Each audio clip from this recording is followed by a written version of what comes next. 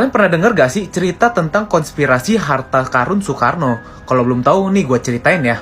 Menurut buku Harta Amanah Soekarno ini yang terbit pada tahun 2014, sebenarnya Soekarno itu memiliki perjanjian dengan Presiden Amerika Serikat yaitu John F. Kennedy. Di mana perjanjian ini disebut dengan The Green Hilton Memorial Agreement yang isinya adalah Amerika Serikat itu mengakui emas sebanyak 57.000 ton itu milik Indonesia. Gila ya, emasnya itu banyak banget, 57.000 ton loh. Nah kalau kalian penasaran emas ini dari mana, emas ini diperkirakan adalah hasil dari rampasan perang. Nah terus emasnya sekarang ada di mana? Menurut beberapa sumber emasnya itu sekarang ada di Bank Swiss yang cuma bisa dicairkan oleh Soekarno sendiri. Walaupun Soekarno sudah meninggal, banyak yang percaya sebenarnya emas ini masih bisa dicairkan karena Soekarno itu sudah mewariskan harta ini kepada seseorang. Nah gimana? Percaya gak sama konspirasi ini? Kalian pernah dengar gak sih kisah mengenai harta karun Indonesia atau yang disebut dengan The National Treasure of Indonesia Kingdom? Kalau belum tahu nih gue ceritain ke kalian ya. Seperti yang kita ketahui, Indonesia adalah negara kepulauan yang dulunya itu banyak banget kerajaan-kerajaan di Indonesia. Dan udah pasti harta karunnya itu banyak banget. Dan harta karun inilah yang diincar oleh para penjajah. Dikabarkan pada waktu itu harta karun inilah yang dijadikan rampasan perang dan diambil oleh para penjajah yang nilainya itu hingga ribuan ton emas. Nah sekarang pertanyaannya adalah di mana ribuan ton emas itu yang menjadi rampasan perang pada waktu itu? Nah jawabannya itu adalah ada di Bank Jerman pada waktu itu. Kemudian pada tahun 1939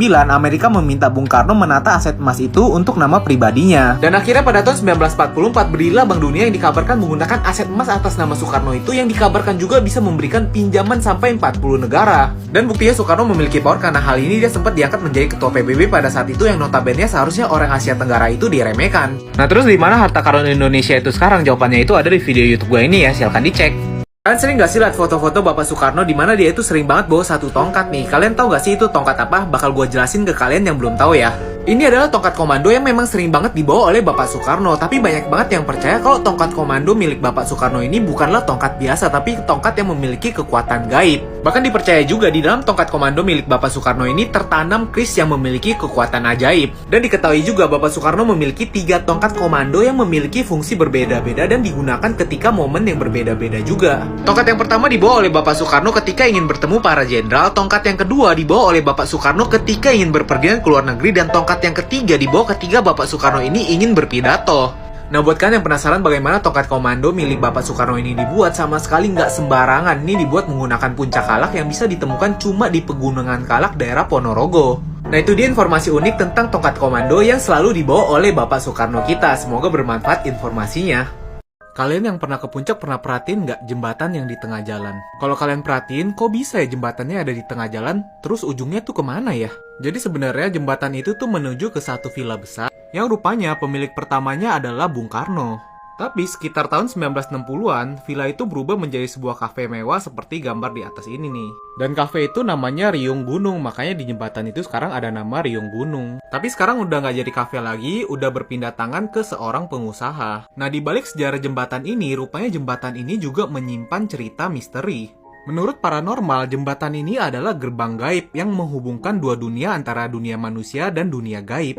Dan di depan jembatan ini dijaga oleh 2 harimau putih dan seekor ular raksasa. Dan di villa itu ada sebuah kamar rahasia milik Bung Karno yang memiliki lubang misterius. Nah sampai sekarang kamar itu nggak boleh dibuka. Ada yang berani buka kamar itu? Ini gue bakal ngebahas misteri kehidupan Soekarno. Apakah benar Soekarno itu masih hidup sampai sekarang? Kepergian Soekarno masih menyimpan misteri sampai sekarang karena dianggap sangat janggal. Ada yang bilang dia itu diracuni, ada yang bilang karena sakit, ada juga yang bilang dia itu memalsukan kepergiannya. Karena pada tahun 2016 ada seseorang yang mengaku sebagai Soekarno dan mendatangi sebuah desa di Jawa Barat yaitu Desa Linggasana. Dikabarkan di sana dia sempat menyembuhkan seorang warga dan memberikan informasi kalau dia akan membagikan harta karun Indonesia yang akan dibagikan kepada seluruh warga Indonesia sebanyak 2 miliar per kepala. Kemudian seorang warga di desa itu juga mengatakan sebenarnya Soekarno itu masih hidup sampai sekarang dan sedang berdiam di daerah Pelabuhan Ratu yaitu di Masjid 1000 Pintu. Nah dipercaya juga daerah Pelabuhan Ratu itu terhubung dengan kamar misteri Soekarno yang berada di Villa Puncak. Dan terakhir mereka juga mengatakan Soekarno itu yang memasukkan kepergiannya di mana kalau kita timbang petinya ketika dimasukkan jasad dan ketika sebelum dimasukkan jasad beratnya itu sama 72 kg. Gimana kalian percaya gak Soekarno itu masih hidup dan akan membagikan harta karun Indonesia? Oh iya jangan lupa juga cek video lengkapnya di sini ya di YouTube gue udah gue upload. Kalian tahu gak sih kenapa Bapak Soekarno itu selalu menggunakan peci miring seperti ini nih? Kalau kalian nggak tahu nih bakal gue kasih tahu ke kalian ya. Sosok Bapak Soekarno ini sering banget dihubungkan dengan hal-hal berbau gaib termasuk penggunaan peci yang miring ini nih. Tapi sebenarnya nggak ada hubungannya dengan hal-hal gaib sama sekali loh. Jadi ketika muda memang sosok Bapak Soekarno ini dikenal sebagai sosok yang sangat kritis, dimana terlebih lagi ketika Bapak Soekarno ini mendapatkan bimbingan langsung dari tokoh bangsa yaitu host Cokro Aminoto. Dari pembelajaran ini Bapak Soekarno itu berpikir bagaimana caranya menonjolkan identitas dari orang Indonesia, dimana dia itu berpikir, oh rupanya dia harus menggunakan peci hitam nih, ini adalah identitas bangsa Indonesia. Selain itu Bapak Soekarno juga percaya kalau penggunaan peci hitam ini sebagai simbol perjuangan bagi bangsa Indonesia. Nah, tapi alasan utama kenapa Bapak Soekarno itu selalu menggunakan peci hitam dengan posisi yang miring itu adalah untuk menutupi luka di dahinya. Menurut Bapak angkat Soekarno, ketika Soekarno kecil ini dia sempat memanjat pohon beringin, tetapi pada saat itu dia terjatuh dan membuat luka di atas dahi kepalanya ini nih. Nah, itulah alasan-alasan kenapa Bapak Soekarno selalu menggunakan peci miring. Pernah dengar kata-kata Soekarno yang ini nggak sih? 3 kunci sukses adalah bekerja bak orang Jawa, bicara bak orang Batak, dan berpikir bak orang Minang. Ini apa artinya sih? Ini bakal gue jelasin ke kalian ya. Yang pertama, kenapa kita harus bekerja seperti orang Jawa? Karena orang Jawa itu terkenal ulet dan pantang menyerah. Jadi pekerjaan apapun akan mereka lakukan tanpa mengenal gengsi maupun malu. Nah, terus kenapa kita harus berbicara seperti orang Batak? Karena orang Batak itu dikenal pandai berbicara, tegas, keras, namun berisi. Alasan ini juga kenapa orang Batak itu banyak dikenal sebagai pengacara-pengacara hebat ya, contohnya seperti Hotman Paris. Nah, yang terakhir, kenapa kita harus berpikir seperti orang Minang? Karena orang Minang itu dikenal melahirkan orang-orang yang memiliki pemikiran yang sangat bagus untuk Indonesia, dan tokoh-tokoh yang mempunyai pengaruh di Indonesia lahir juga dari suku Minang. Nah, tapi dari itu semua balik lagi kepada diri kita sendiri, kita harus bangga menjadi seorang Indonesia. Pokoknya NKRI harga mati, toleransi harus kita jaga ya, oke? Konspirasi mengenai Soekarno, John F. Kennedy, dan Freeport yang harus kalian ketahui. Setelah Indonesia merdeka, sebenarnya Belanda itu sudah mengakui kemerdekaan Indonesia, tapi uniknya hanya satu wilayah yang tidak diakui oleh Belanda sudah merdeka, yaitu wilayah Irian Barat. Kenapa begitu? Dipercaya pada waktu itu Belanda sudah mengetahui kalau di Irian Barat ada tambang terbesar yang kita sebut sekarang sebagai Freeport. Tapi pada saat itu dipercaya Soekarno memiliki hubungan baik dengan Amerika karena membantu membangun Bank Dunia. Sehingga pada waktu itu Amerika mendesak Belanda untuk mengakui juga Irian Barat sebagai wilayah Indonesia. Dan akhirnya setelah itu perjanjian antara Freeport dengan Belanda ini dibatalkan, dan banyak banget pihak-pihak yang merasa dirugikan atas tidak terjadinya perjanjian ini. Namun hal ini nggak berlangsung lama, di mana John F. Kennedy itu dihabisi, kemudian Soekarno ini lengser, dan akhirnya Freeport ini ditandatangani kontraknya di Indonesia. Nah, sebenarnya kenapa dari awal Soekarno ini tidak mau melakukan kontrak dengan Freeport? Karena menurut Soekarno sendiri sebenarnya tambang emas terbesar itu harusnya dikelola sendiri oleh anak bangsa, sehingga dia tidak mau melakukan kontrak dengan orang luar. Nah, untuk penjelasan lebih jelas saya sebenarnya udah gue upload di video YouTube gue, jadi silahkan dicek yang ini ya. Kalian tau gak sih, sebelum menikahi Ibu Ratnasari Dewi, Pak Soekarno itu pernah menikahi gadis Jepang juga loh. Tapi sayangnya gadis Jepang ini malah menghabisi nyawanya sendiri. Penasaran kan kenapa hal ini bisa terjadi?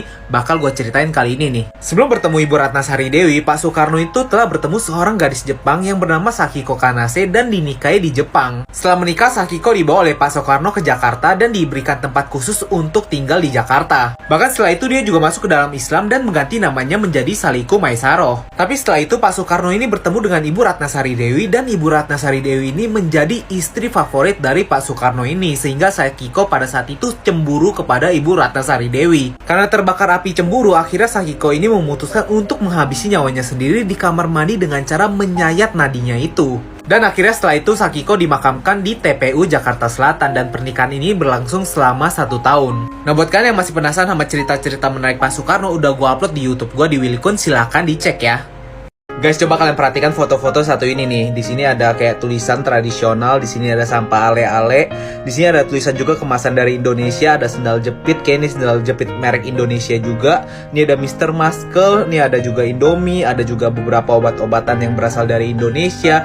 Pasti kalau kalian ngeliat merek ini kalian notice ya, ini sampahnya pasti dari Indonesia. Tapi kalian tahu nggak sih sampah ini ditemukan di mana? Sampah-sampah ini ditemukan di pantai Thailand loh. Nah, harusnya setelah gue ngomong sampah-sampah plastik itu ditemukan di pantai Thailand, kalian kaget dong. Kenapa ya bisa sampah plastik kita yang dari Indonesia itu nyasar jauh banget ke pantai Thailand? Nah, memang menurut faktanya Indonesia itu adalah penyumbang kedua sampah plastik terbanyak di lautan. Jadi per tahunnya Indonesia itu menyumbangkan sampah plastik di lautan itu sebanyak 187,2 juta ton. Itu banyak banget kan? Jadi tujuan gue bikin video ini, gue juga berharap kalian itu sadar kalau dampak dari sampah plastik itu luar biasa parah banget. Jadi lindungi lingkungan kita, lindungi bumi kita, oke?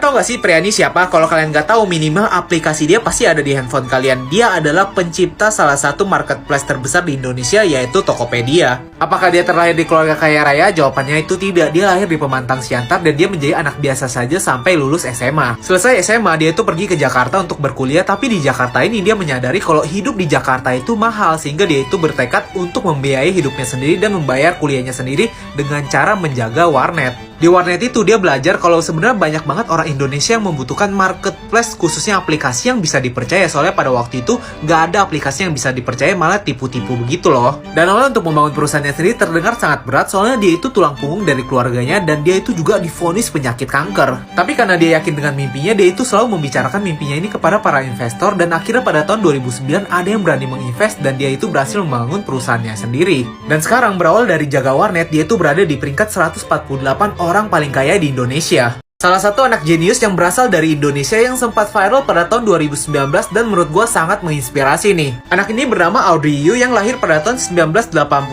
dan dia adalah salah satu anak jenius di Indonesia. Saking jeniusnya, Audrey ini lulus dari SMA ketika berumur 13 tahun.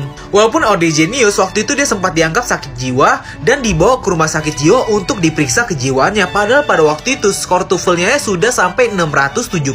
Dan yang menyedihkannya, pada waktu itu Audrey juga sempat dikucilkan oleh teman-temannya karena dianggap Audrey ini anak yang aneh karena terlalu jenius. Dan yang paling disayangkan, ketika Audrey ini mendaftarkan namanya di kampus-kampus ternama di Indonesia, tidak ada kampus yang mau menerimanya karena waktu itu usianya masih terlalu muda. Tidak mau menyerah, Audrey ini kuliah di Amerika Serikat mengambil jurusan fisika murni dan lulus dengan skor cum laude. Dan sekarang dia berusia 32 tahun, sempat menulis beberapa buku dan sedang mengambil S3 di Amerika Serikat. Dan pada tahun 2017 dia juga sempat menjadi salah satu dari 72 ikon prestasi Indonesia. Guys, kalian tahu nggak sih kalau di Indonesia ada batu yang bisa bernafas loh? Apa? Batu yang bisa bernafas? Iya bener banget, kalian nggak salah dengar, ada batu yang bisa bernafas yang ada di Indonesia, tepatnya di Danau Toba, dan lebih tepat lagi ada di Pulau Samosir yang disebut dengan Batu Marhosa.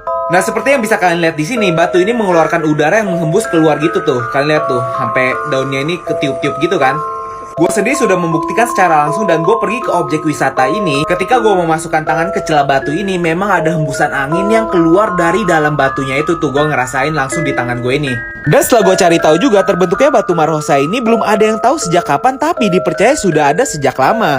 Dan kenapa batu ini juga bisa bernafas? Dipercaya karena memang terbentuk dari celahan yang ujungnya ini dipercaya juga terhubung sampai ke Danau Toba. Dan sampai sekarang, walaupun batu ini merupakan fenomena alam, batu ini tetap disakralkan sampai sekarang oleh masyarakat di sekitar wilayah itu. Nah, buat kalian yang jalan-jalan ke Pulau Samosir, jangan lupa kesini.